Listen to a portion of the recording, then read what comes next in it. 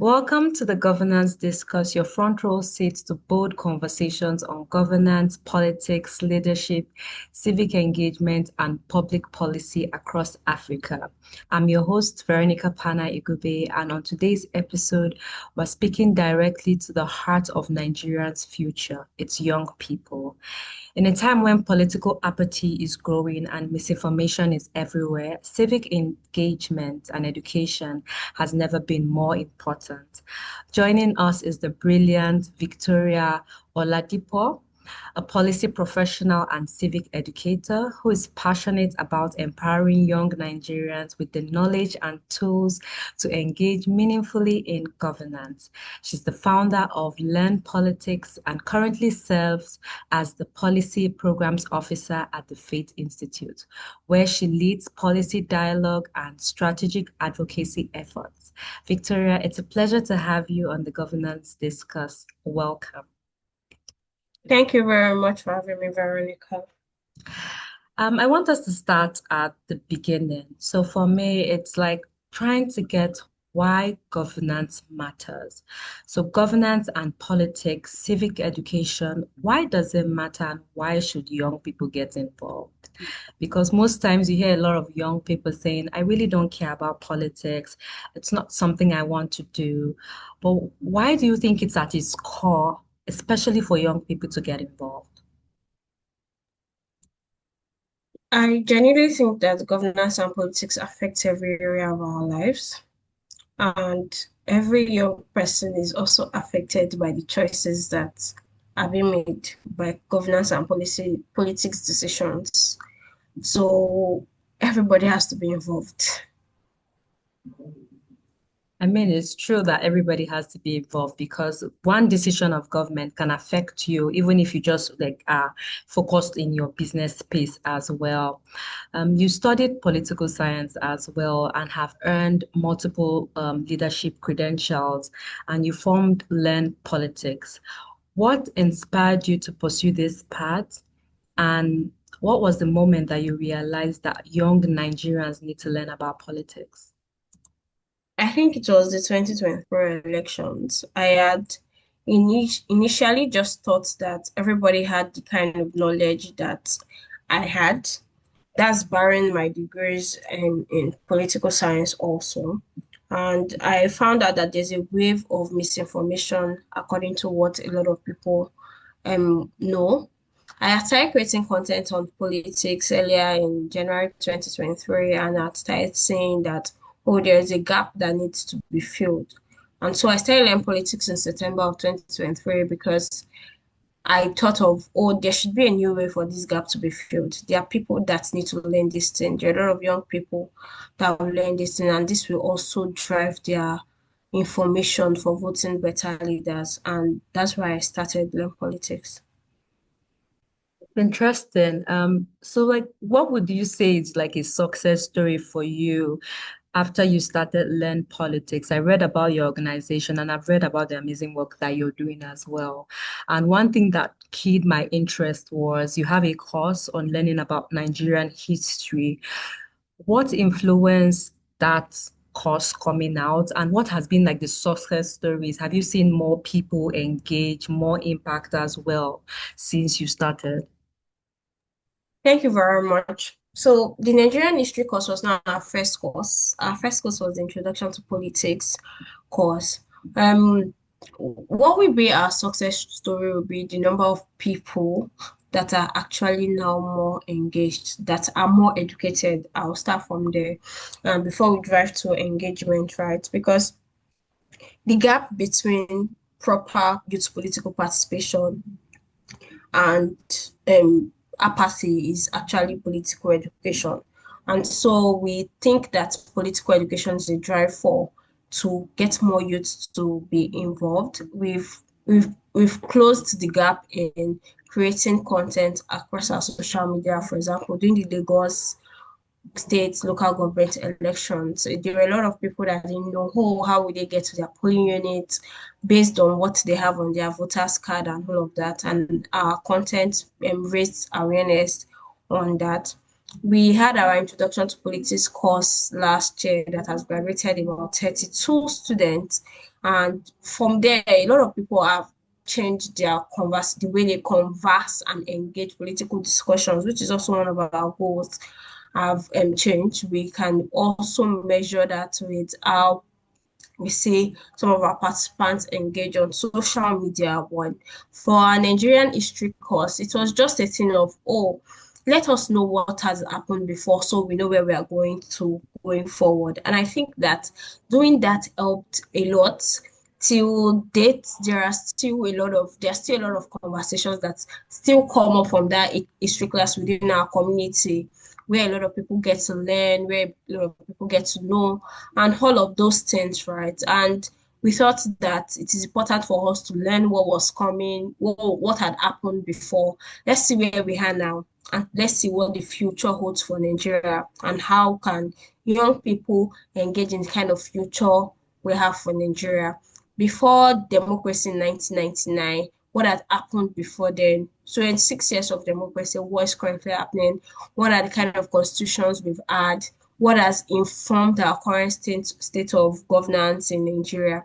And we thought that that was why everybody needed to learn history. And so we're focusing on our introduction to politics course and our Nigerian history course for the next few years, so we can totally so people can actually get more understanding on what politics and our history is. Thank you. Thank you.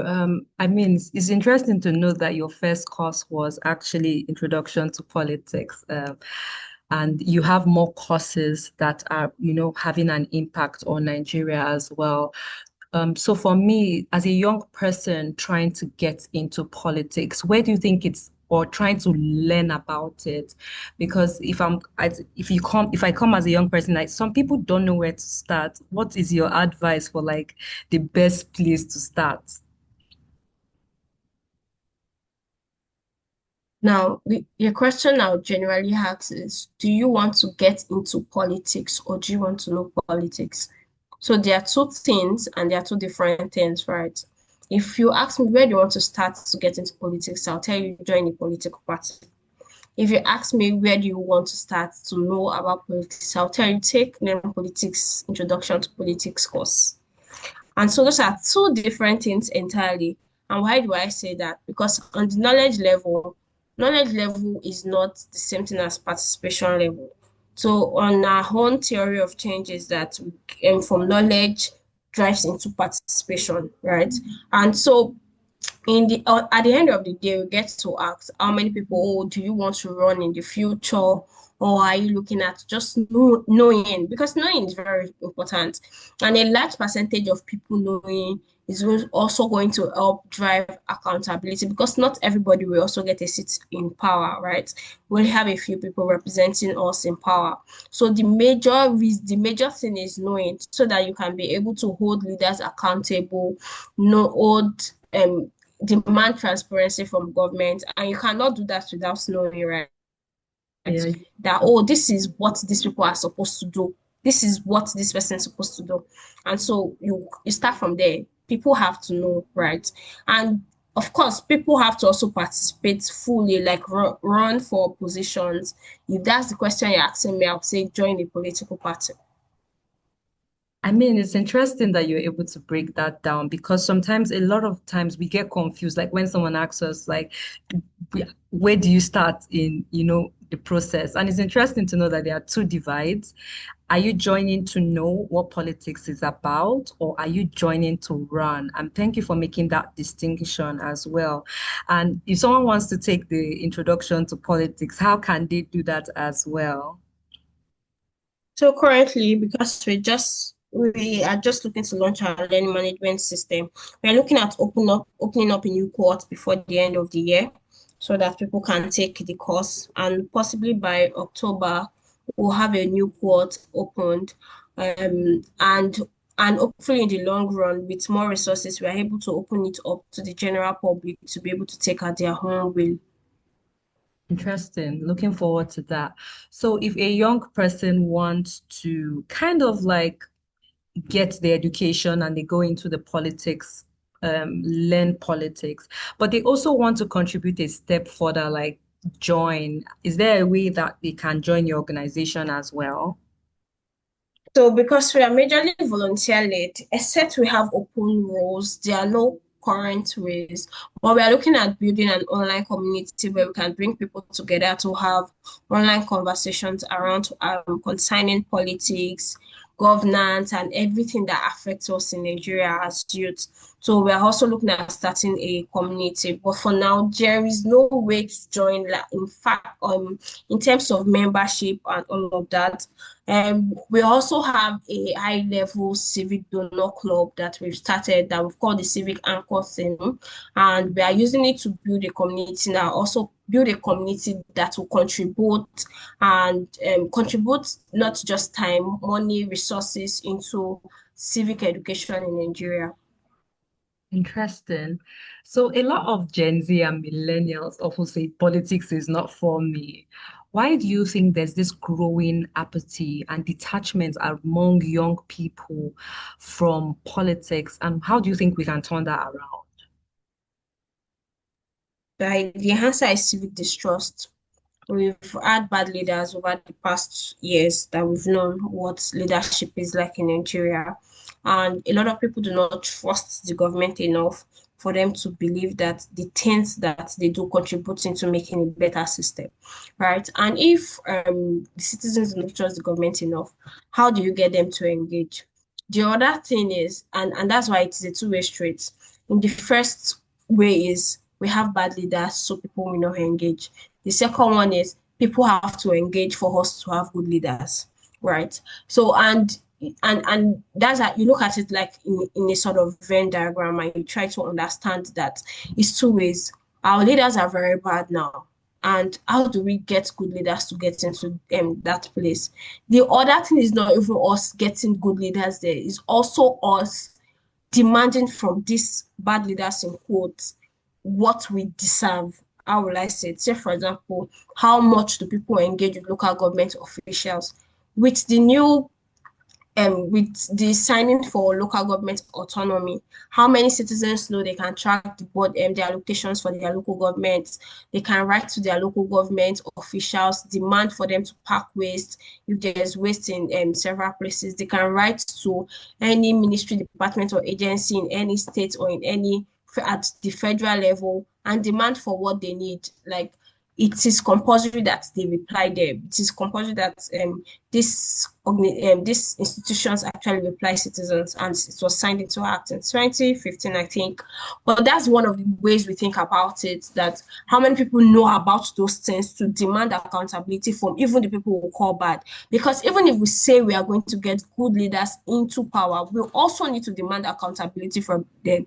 So that's why I said we although there's civic distrust, there's a distrust for the system of government, there's a distrust for democracy, there's also the fact that we need to demand, and when I mean demand, squeeze accountability from the bad leaders so that even when we eventually have good leaders, we don't see accountability as something that, oh, we have to we don't see accountability as something that is just oh because the person is now good we don't need to demand it. It should be our call that we are demanding accountability, and you cannot demand accountability if you do not know. I mean, it's true what you said because, most times we see that we think that accountability only comes when we have bad leaders. But you just pointed out that even when we have good leaders, you still have to hold them accountable. Because for me, I think that that's the point where when you hold the government accountable, that's when they'll be able to see their missteps, their gaps, their things that are missing. Because I mean, I'll give an example. Your government can't know all the potholes because some of them don't use those routes. I know that ideally the government is supposed to do those work, but as citizens, we have that responsibility that if you see like a pothole, you call out your government to say this has to go. I know I saw on X I think it's a young person from Enugu, I'm not sure, but he went into a new state. He had just relocated and he noticed that on his street there's this pile of refuge. And he wrote to the government to say, this refuge is here, it's not supposed to be here. And I think in 2 weeks they responded by taking it out. So I mean, like, what you also said was it's needed that citizens also hold our government accountable, and then we should continue to do that. But you mentioned something about there's a distrust in the system, and then we're supposed to hold government accountable. But what do you think that government can do more in order to also bridge this distrust that is existing between the governed and the people, or the governed and our government as well? Yes, I totally agree with you. I saw that post on X and I saw how a lot of people didn't even know that they could actually write to their to authorities to actually demand these things from them. And it's also, and that is why I said that the bridge between political participation and the bridge that is coming from political apathy to political participation is political education, right? People need to know. And that is like the major point of why we do what we do. If you do not know, there's no how you can actively participate. For people that even actively participate, how well do they know? Are they not just doing it because the decisions they are making in terms of voters' decision is it's just, oh, this person gave me so, or this person is my guy. This is why I'm voting for this person. Oh, I really love this party. So this is why I'm voting for them, right? Why, what are the core of what the party has to offer to you? Those are the kind of questions we need to also ask in light of 2027 elections coming up. What exactly do these people want you to do? What do they want from you? What do they need from you? And that's the way that we need to start thinking about and around distance. So yes, I totally agree with you. I mean, it's good that you mentioned the elections. I mean, let's talk about like government responsiveness. I know that recently the Lagos state just had their local government elections. I saw your organization did a lot of campaign and awareness around that as educating people to come out to vote. Many young people actually feel that their vote doesn't count. Um, what examples can you see where civic participation actually worked and led to change? And I know that your organization is trying to change that narrative of my vote doesn't count, but how can we stir the tide to get more people to vote as well? Thank you very much.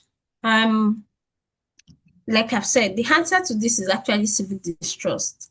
But that this is what thing I want people to know is that your vote will not count if you do not go out to vote.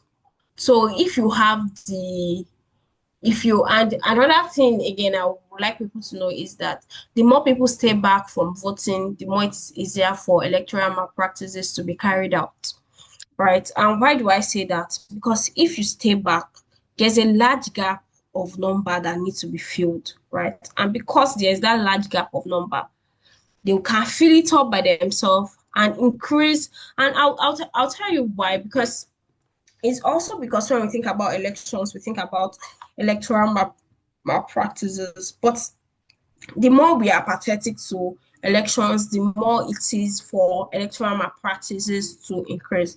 Say, for example, in 2023, we had the lowest voters turnout ever since 1999.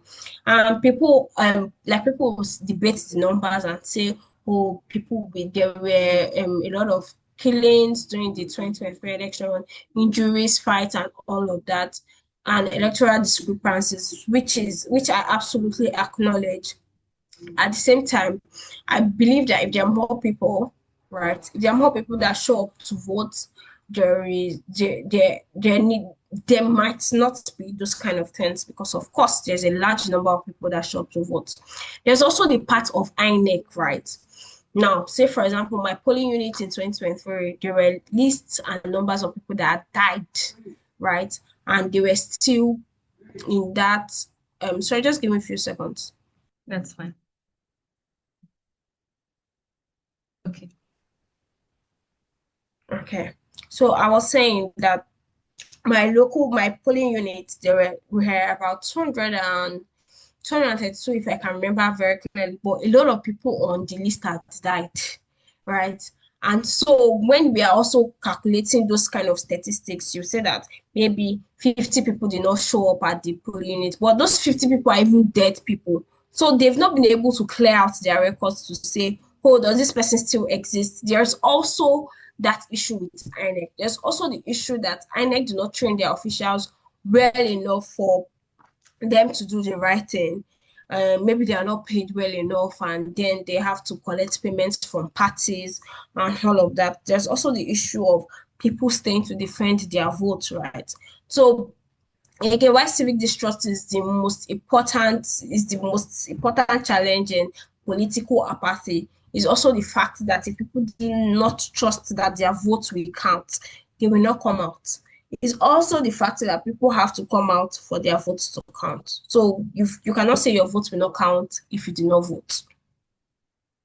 True, I agree. Like, and then the thing is that as young people, we have the numbers. We do have the numbers to make that change. I think sometimes the political class try to scare us away from coming out. But I tell you, the NSAS protest showed that if we do organize and come out in our numbers to cast our votes, we will make a change. There will be a change to see. And it's really interesting. Just to kind of like we're going into the end of the session, I would like to know what were some of like a civil myth that you believed when we were younger about politics that it's currently now as you get older, that that's definitely not true. Hmm. I have to think about this deeply because, for instance, in my case, since I was 8, I have been very much into the like into the political, how will I put it? I had started like gathering my knowledge concerning politics since I was quite young. And so I don't know if there's a myth that I believe that I had to change. That's interesting. I mean, a lot of Yeah, people at a young age do not start, but it's quite interesting. But can I ask what informed you, or what was it the influence of your parents, the influence of your school that influenced you at a very young age to be knowledgeable and learn about politics or governance? funny enough, it was election jingles. In Wow. 2007, they were very interesting election jingles. Very, very interesting. And so I also started doing what predicting the possibility of who was going to win in 2007 in Lagos State governor's election. And most of the discussions, political this thing were not very far from me at that point. So it was something I was seeing every other time when I go out, when I go to school. I would start looking at flyers from different political parties, and I'll measure that. Oh, this person's face. Oh, that's nice. This is the person that will win. And then I'll have the conversation with my dad, so and his friends then, and they don't shut me down. So I listen. And during elections, we'll stay up all night to hearing results to know if our predictions were right or wrong. And then from there, it just happened that I knew about politics from that, then understanding it more with good teachers, with good government teachers, and then studying political science. So, but there are a lot of things. When it comes to myths, I don't know if there's anyone I held on to for a while because I am a researcher, so I'm going to look for like the truth to many of the True. things that is being I am a said, political right? scientist as well. Yeah, exactly. So there's that. So I'm not sure that their myths I had held on to. Yeah. So Okay. Yes, I remember one. There was a time I usually think that democracy was not a very good system of government. Yeah.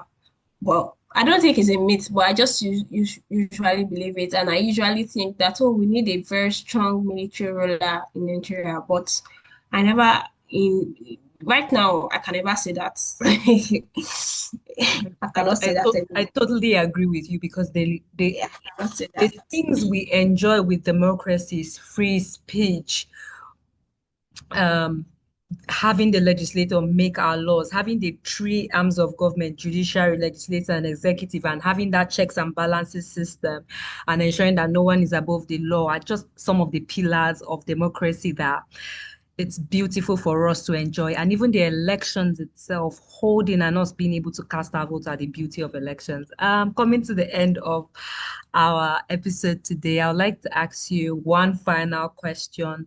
What will be your advice to a 21-year-old Nigerian who wants to care but doesn't? I know we had the conversation of where to start, but like, what advice would you give to a young girl or boy, just a young person, to be able to add their voice to the political discourse? My advice is for you to add your voice to the political discourse. Very interesting advice. But I tell young people every other time that you just need to still keep contributing. That's literally what I did. That's literally what I do, right? Keep contributing. There are some times where people will tell you, oh, you're too young to know this. But you won't know if you're not contributing. You cannot just keep quiet and expect to understand better, right? You need to share your opinions with people that are willing to hear it. And that is why we are literally starting like a community for Learn Politics. We want to hear all the good, bad opinions so that we are able to tell people, oh, this is what is right and this is what is wrong. Yeah. I think that is really good because keep contributing. I read because I read your story. It was really inspiring for me. I saw how Learn Politics started. I think you wrote the post of how it was first you just wanted to educate people on the process on politics and how now it has transformed into an organization that is having a lot of impact with courses and people are able to learn. I mean, it's from your story, it just shows us that if you didn't start that at that beginning, you wouldn't be where you are. So it's important to start where you are, and definitely you would, make an impact. Victoria, thank you very much for this rich and insightful conversation. You have Thank given you for us having me. you have given us not just clear ideas, but you've also given us action points as young people. I believe our listeners, even the Gen Z and millennials, will feel more empowered, to take civic action and to educate themselves about what politics is as well. Before we wrap up, where our listeners can follow your work and stay connected with your organization. Can you share Sure, how? what okay, you can just follow us on all social medias, Learn Politics NG. Check our website at www.learnpolitics.ng. Thank you, everyone, for listening. You are not too young to know. I mean, Victoria shared her story of how she started at 8 and how political jingles captivated her and how she followed the process. You're not too young to know, and you're definitely not too young to lead as well. Let's start learning, let's start asking the critical questions, and let's start showing up as young people. Don't forget to follow the Governance Discourse for more episodes like this and share other episodes and this one with young Nigerians who need to hear it. Until our next episode, stay engaged because governance is not just a spectator sport. We all need to get involved. Thank you very much.